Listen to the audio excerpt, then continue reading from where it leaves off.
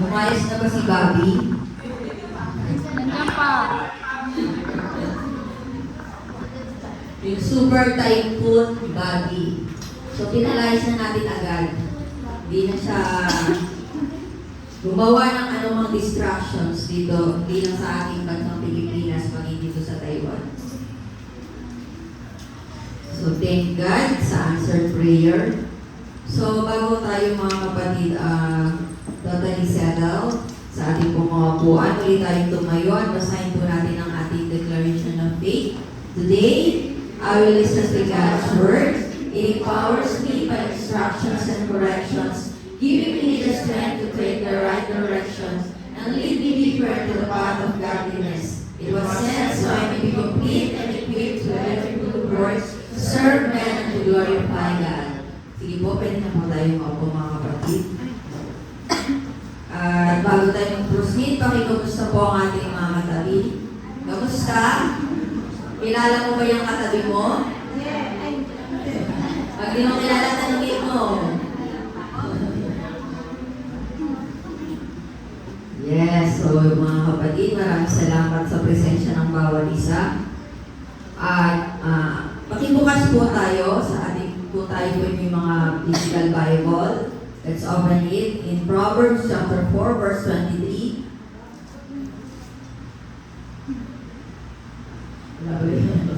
Figure. Okay, sabi po sa NIV, above all else, guard your heart for everything you do flows from it. Thank you po kaya. At sabi sa Tagalog,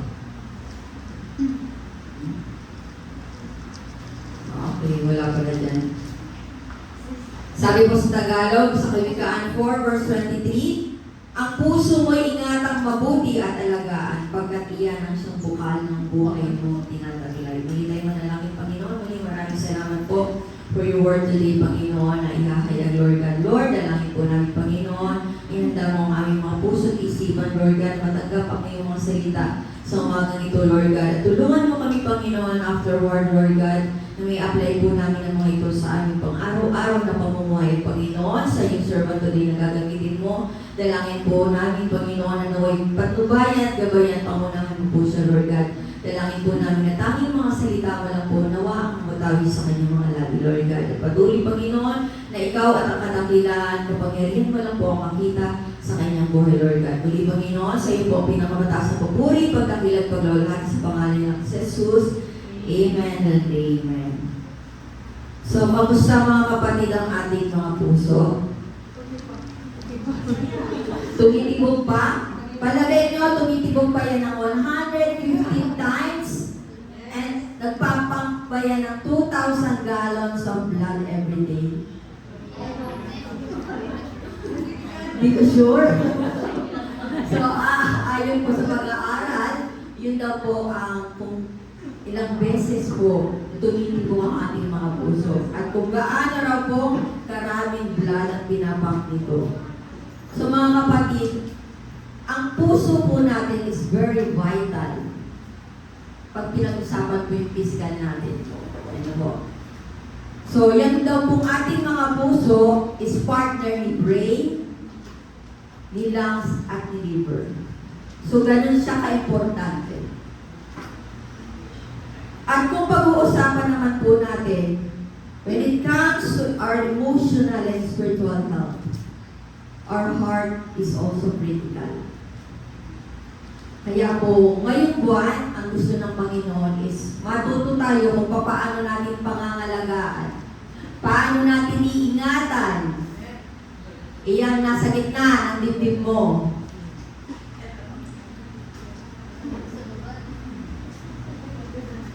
So bilang Kristiyano mga kapatid, we have to guard our heart. We have to guard our heart.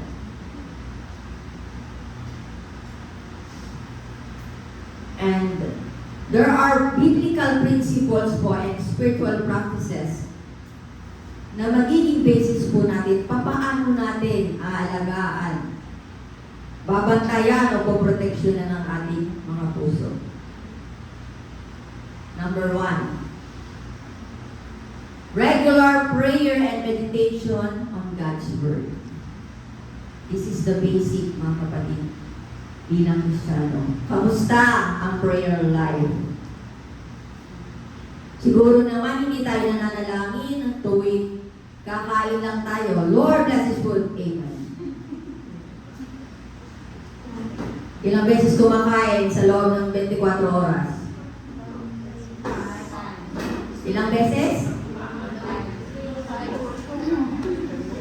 So, siguro naman hindi lang din ganun kadalas na nanalangin, mga kapatid. Sabi nga po, prayer is the backbone of a church. At bilang Kristiyano, ito rin po ay kailangan natin para manatili tayo nakatindi. Para manatili po tayo matatag. Sabi po sa Philippians chapter 4, verses 6 to 7, don't worry about anything. Instead, pray about everything. Tell God what you need and thank Him for all He has done. Then you will experience God's peace, which exceeds anything we can understand. His peace will guard your hearts and minds as you live in Christ Jesus. So, trouble ba? Minsan ba natutrouble yung mga puso natin? Medyo bumibilis ba yung tibok niya? Tuwing kailan? Tuwing sahod daw sa kasi dadaan lang sa mga balat. So mga kapatid, alam ng Panginoon, He became human 100%. So alam niya lahat ng pwede nating maramdaman at pagdaanan. So sa pamamagitan po ng ating pananalangin, mga kapatid, may experience po natin afterward yung peace. Kung hindi mo naramdaman yung peace after mo manalangin, palagay mo ba matatawag mong nanalangin ka talaga? So, alam po natin, tinuturo sa atin ang salita ng Panginoon, that after we pray, His peace will guard our hearts and minds as we live in Christ Jesus. So, bilang Kristiyano, dapat po lagi tayong manalangin. Sabi nga po, pray without ceasing. Huwag po tayong tumigil sa pananalangin, mga kapatid. And meditation on God's Word. Sabi po, sa Psalms 119, verse 37, turn my eyes from worthless things and give me life through your word. So mga kapatid, ano-ano po ba yung armor of God? Helmet of salvation, breastplate of righteousness, sword of spirit, feet prepared in sharing the gospel of peace, belt of truth. Ano ba? 6 na ba yun? Nasabi ko. So mga kapatid, hindi po pwede na meron lang tayong breastplate of righteousness at, ayun lang nakalimutan natin, shield of faith. Hindi po pwede na puro lang pagdepensa ang meron tayo. Paano naman yung ating sandata? So mga Kristiyano, ano ba yung sandata natin? Ano po ba yung sword of spirit? Sword of spirit. The word of God. So mga kapatid, nawa po, let us put on the full armor of God.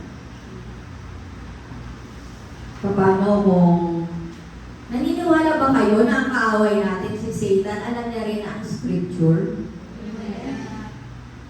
Paano na lang kapatid kung nanineglect po natin ang pag-aaral ng kanyang masalita? So malamang sa malamang, madali po tayong malilisip.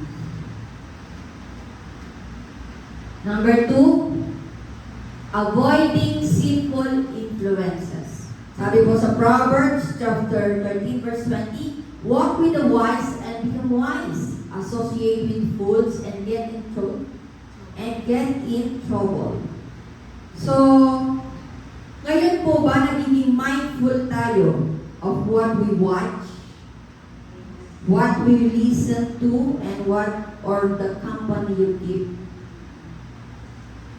Tingnan mo yung katabi mo. Yan ba yung madalas mong kasama? Madalas mo yung kasama? So sabi, be mindful of what you watch, listen to, and the company you keep. Meron pong kasabihan, subukan po natin mag-stay sa isang night market. Yung puro mga seafoods yung tinda. Mga ilang oras ka siguro magpaikot-ikot doon.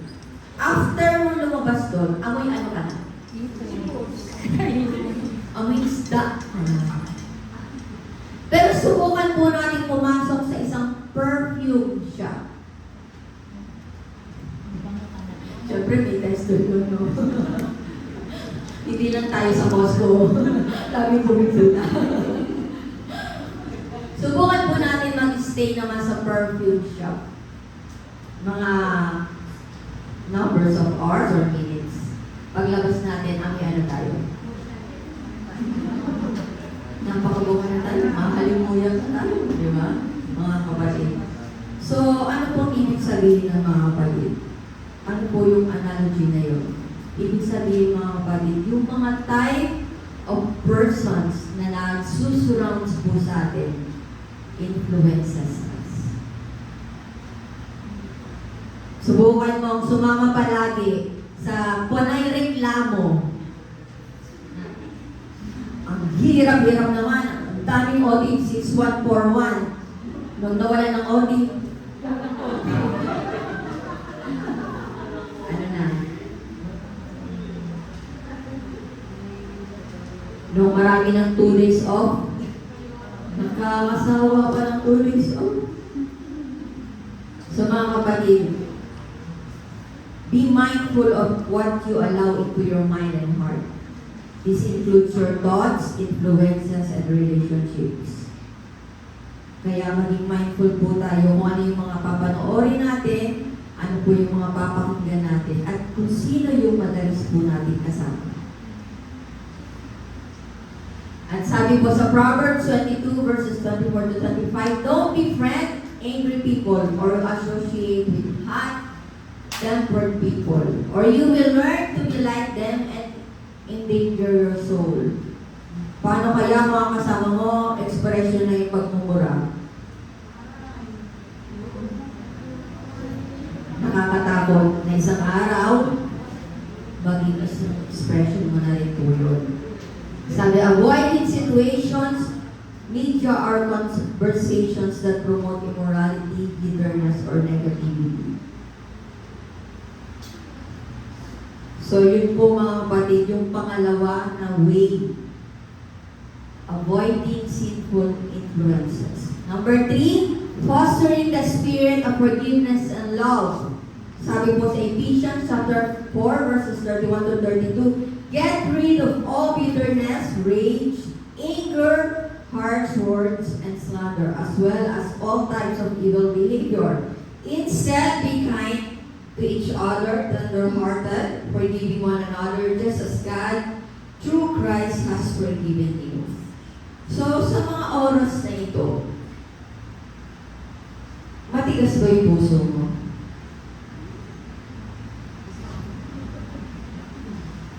Tayo lang po makakasagot kung may magtatanong sa atin, meron pa rin po bang unforgiveness sa mga puso natin? Meron pa po bang mga tao na hindi pa rin po natin kayang harapin, kausapin, patawarin?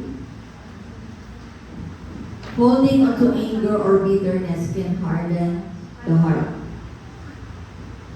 Sabi po, practicing forgiveness helps keep the heart soft and aligned with God's love.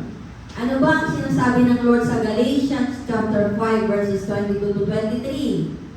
But the Holy Spirit produces this kind of fruit in our lives. Ano po yung ngayon? joy, peace, patience, kindness,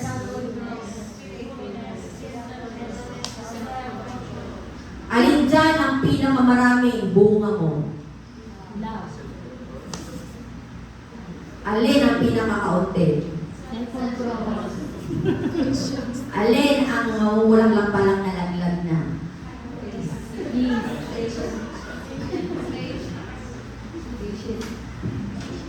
Mga kapatid, developing love, joy, peace, patience, kindness, goodness, faithfulness, gentleness, and self-control helps guard the heart from harmful emotions and actions.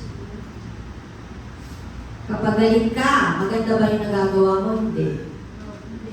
Kapag galit ka, maganda ba yung nasasabi mo? Hindi.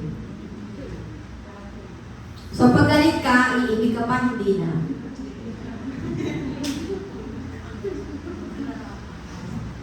Sila, ang gano'n. Ano gusto sabihin?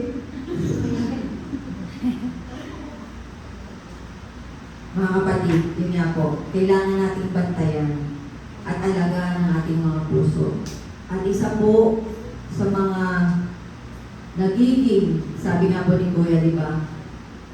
Entry gate ay yung ating po mga bibig. And then number 4, seeking wise counsel and fellowship. Sabi po sa 1 Peter chapter 5 verse 8, basahin po natin. Stay alert, watch out for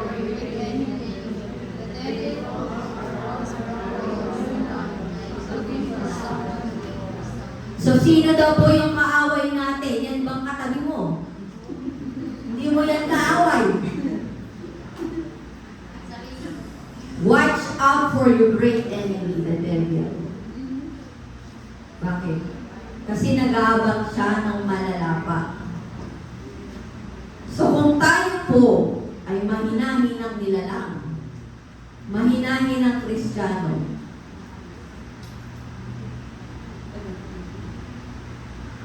so yung deception po and yung poor decisions ay maaari po natin maranasan. So listening to godly advice can help protect the heart from deception and poor decisions. Kaya po na sinasabi sa Proverbs 11 verse 14, where there is no guidance, a people falls. But in an abundance of counselors, there is safety. Sino dito yung mga bagong Kristiyano? Sino yung mga bagong Kristiyano? Okay. Kayo ba ay naririndi? Kapag laging kayong, bro, kamusta? Bro, bakit wala ka sa Sunday worship service? Bro, bakit wala ka sa prayer meeting? Bro, bakit wala ka sa connect group?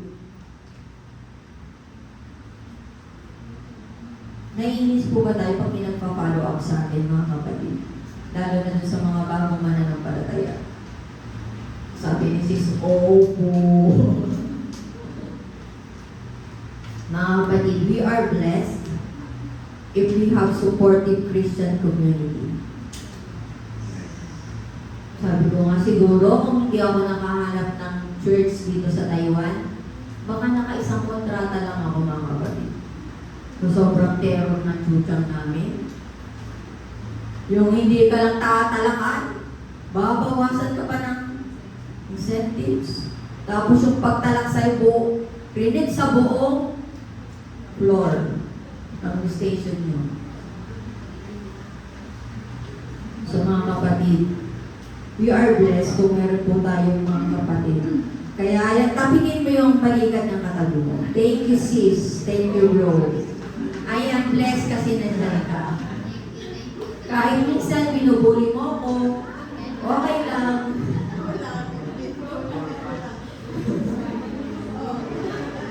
Sabi nga, dito sa Logos, pag binuli ka, ibig sabihin love ka. Ganyan pala yung ganyan pala yung ating love language. Kasama ba yun sa love language, Kuya Nestor? Parang hindi yata, parang sa Logos lang yata nauso yun.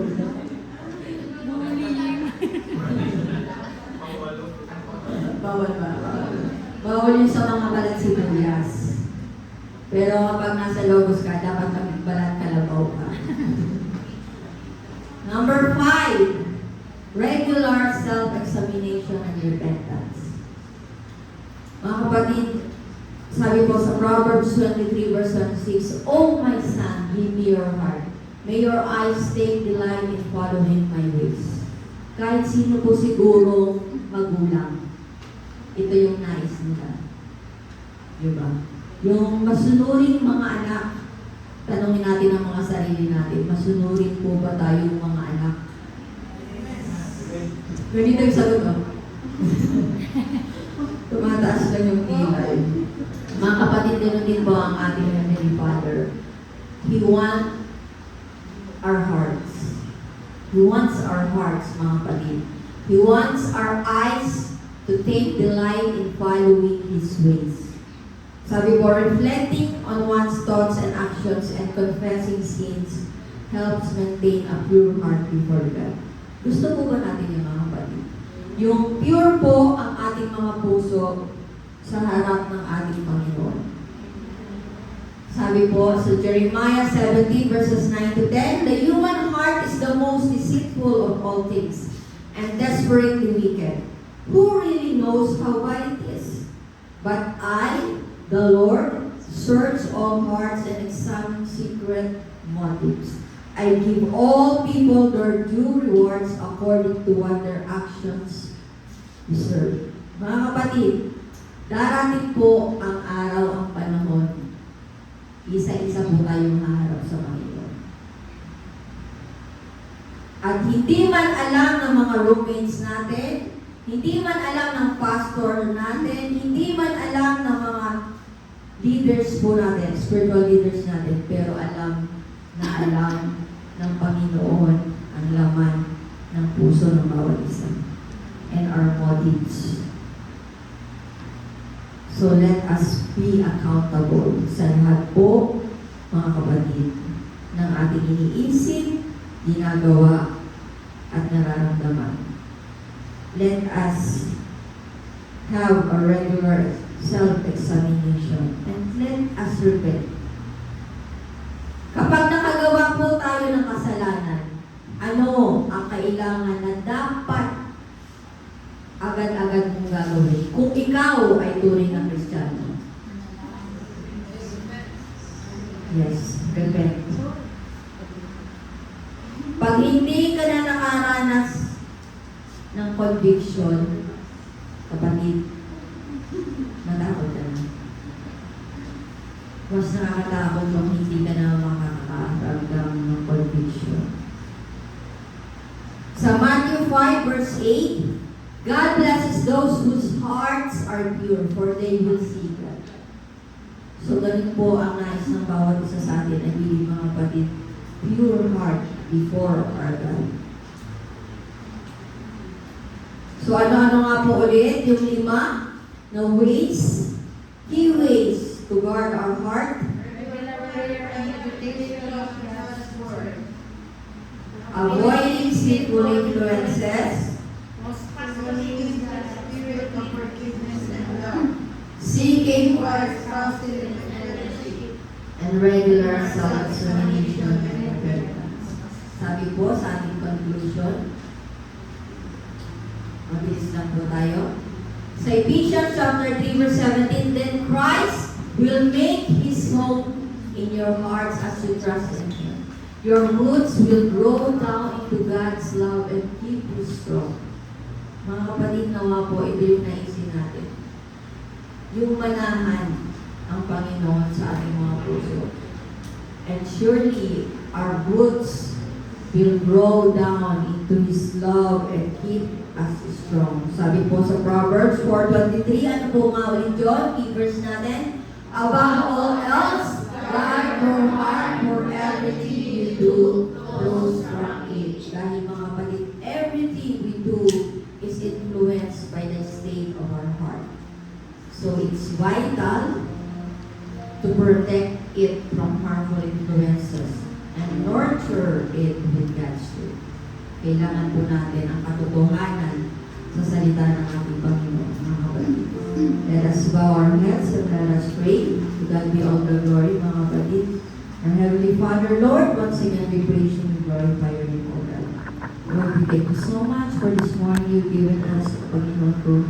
Salamat po, Father God, for your presence this morning and for the presence of each one of us, Panginoon. Lord, we thank you so much for your powerful, for your alive word, Panginoon, namin na pakinggan this morning, Lord God. Lord, thank you for teaching us how will we guard our hearts, Panginoon. Lord, maraming salamat po, Panginoon. Patuloy na ikaw po ang Diyos na nakababatid ng lahat ng aming pangangailangan, Panginoon. Kaya, Lord, bago pa po namin kailanganin, Lord God, you provide it, Lord God. You provide them, Lord God. Kaya, Panginoon, maraming salamat po sa iyong mga salita.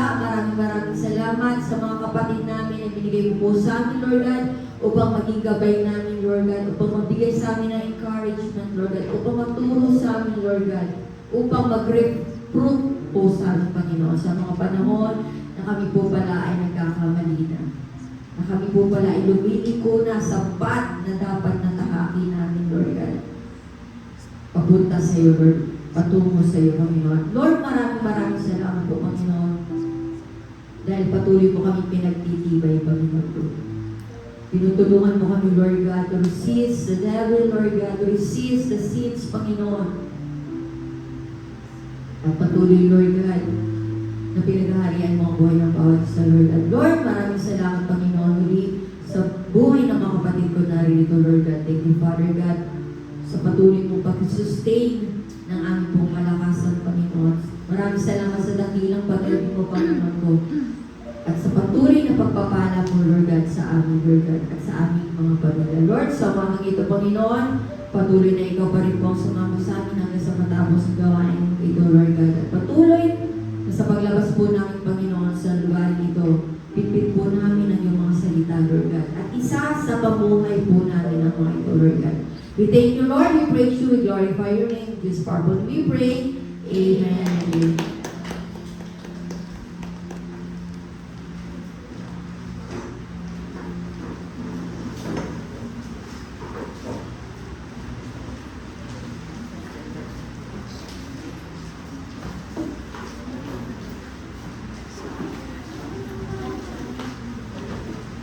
Bago po tayo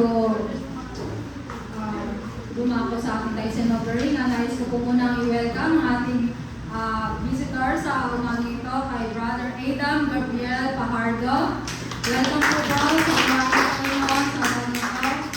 Hindi po namin tinataas dito ang aming mga sarili, ang aming mga pastors, kundi tinataas namin dito ang ating Panginoong Jesus. So yun po ang ating pong basahin ng ating salita ng Diyos sa umagang ito. Buksan po natin ang ating mga Biblia sa Mark chapter 12 verse 41 to 44. Ang sabi po dyan, umupo si Jesus malapit sa pinaglalagyan ng mga kaloob doon sa templo at pinagmamasdan ng mga tao naghuhulog ng pera. Maraming mayayaman naghulog ng malalaking halaga. Verse 42, may lumapit doon na isang mahirap na biyuda at naghulog ng 2 pirasong barya. Tinawag ni Jesus ang mga tagasunod niya at sinabi, sinasabi ko sa inyo ang totoo, mas malaki ang ibinigay ng biyudang iyon kaysa sa lahat ng nagbigay. 43.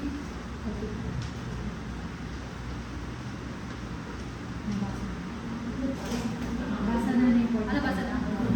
44, sorry pa malabo yung mata.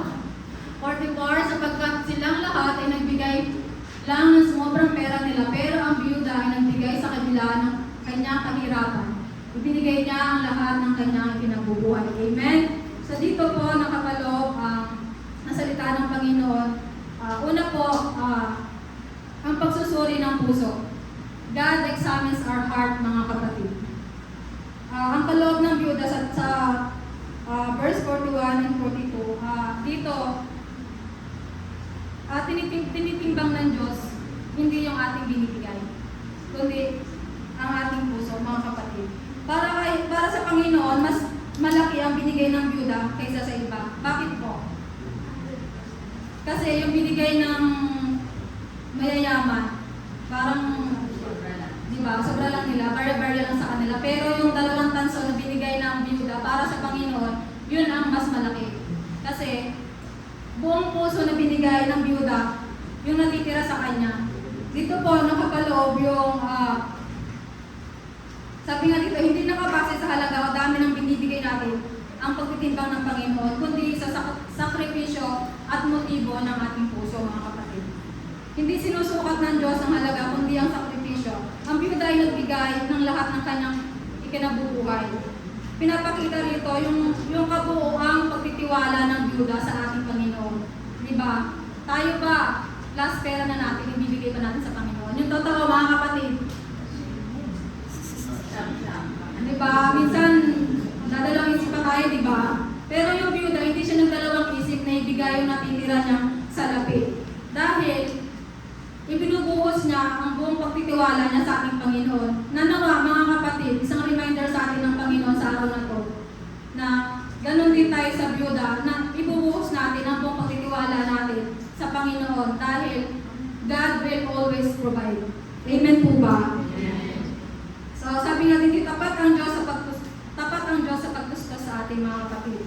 Kaya huwag daw po tayo maging maramot. O magbigay lamang ng mga tira-tira natin, mga kapatid. Amen po ba? So, isang reminder lang po ng Panginoon na ibigay natin ang nararapat sa Panginoon. Amen po ba? Amen. Sige po, hawakan po natin ang ating mga kaloob at sabay-sabay po tayo manalangin. Yes, Lord God, hallelujah, Panginoon. We praise you, God. We glorify your name, Mama ko, sa umaga ito, Panginoon, na pinagkaloob sa amin, Lord God. Maraming salamat, Panginoon, sa umagang ito, Lord God. Tuloy nga po, Panginoon, na wala kang katulad, Panginoon. Hindi ka nagbabago noon, ngayon, at magpakailanman, Panginoon. Salamat sa napakagandang araw na ito, Panginoon ko. Salamat, Panginoon, dahil tinapon mo kami muli dito sa iyong bahay panambahan, Lord God. At sama-sama kami, Panginoon, na magpurit, magpasalamat sa iyo, O God. Salamat naman po sa umaga ito, sa mga blessings, Panginoon, na ipinagkalo mo sa amin, Lord God, sa pag-iingat, sa buong magdamag, sa aming pagtatrabaho, Lord God, at maging sa kapahingaan na binigay mo sa mga galing na rest day, Panginoon. At salamat, Lord God, sa napakagandang mensahe mo sa umaga ito, Panginoon. Kaya ang Panginoon ko na mag-remay ka sa aming puso at isip, Lord God, na magamit namin sa pang-araw-araw namin na pamumuhay, Lord God. At nawa, Panginoon, may share din namin ng mga salita mo, Lord God, sa mga nangangailangan nito, Panginoon. Salamat, Lord, pagtuloy na dalangin namin na nawa, hindi ito maagaw ng kaaway, Panginoon, in Jesus' name, O God.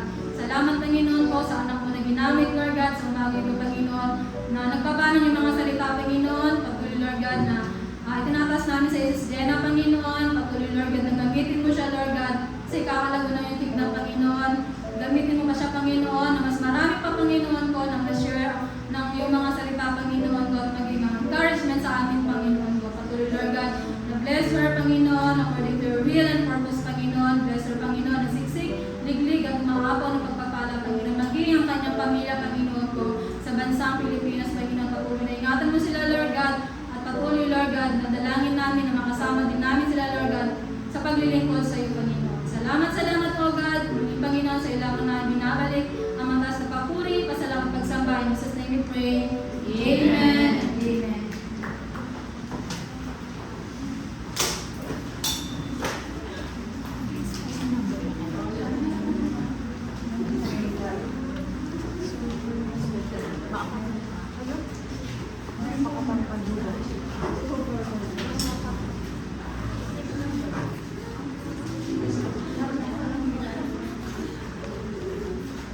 Natawagan po namin ang mga connect group, Greenhouse and Asidor. Tayo po maghahatog ng isang special number sa ating Panginoon.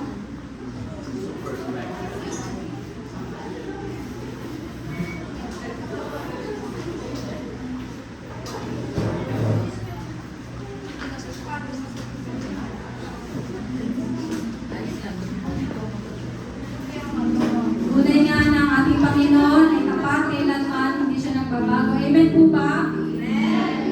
Sabayan niyo po kami kung alam po natin ang aming awitin.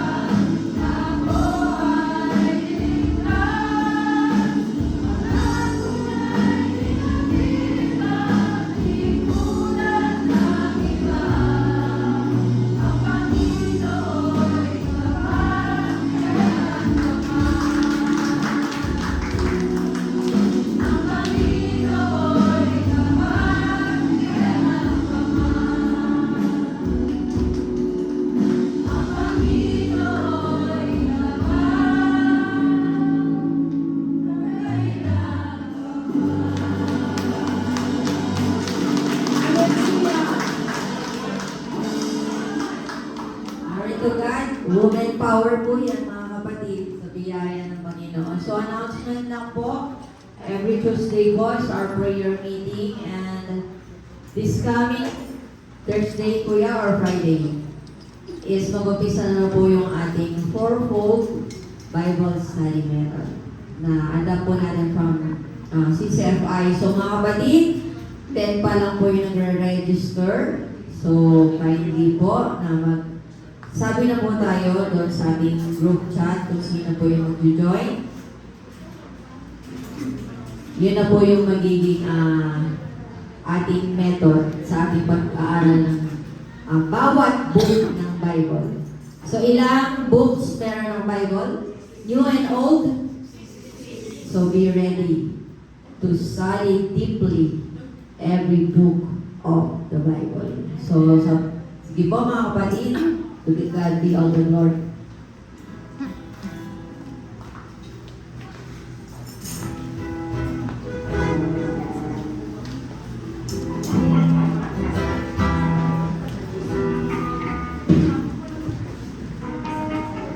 Hallelujah! Our blessed mga kapatid. God is good. All the time. All the time. God is good. Amen. Kaya tayo sasamahan natin ang ating mga Panginoon sa ating pagsayaw at pag-awit sa ating Panginoon. Ating makakaan ng ating Panginoon mga kapatid.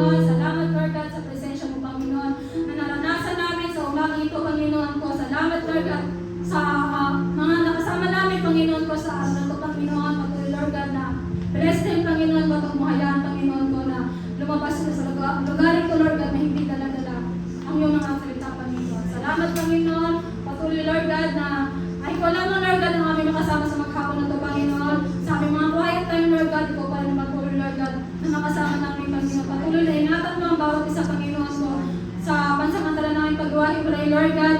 Ingatan mo, Panginoon ko, at siya na makating sa aming mga kanya-kanyang tirahan, Panginoon ko, sa pagpasok namin ng gabi, Panginoon, patuloy na kalakasan namin na nagbumula sa iyo, Panginoon ko, ang pagkalaw mo sa amin, Lord God. Salamat po ni Panginoon, sa ilamang namin binabalik ang matas na papuri, pasalamat, pagsamba, in Jesus' name we pray. Amen.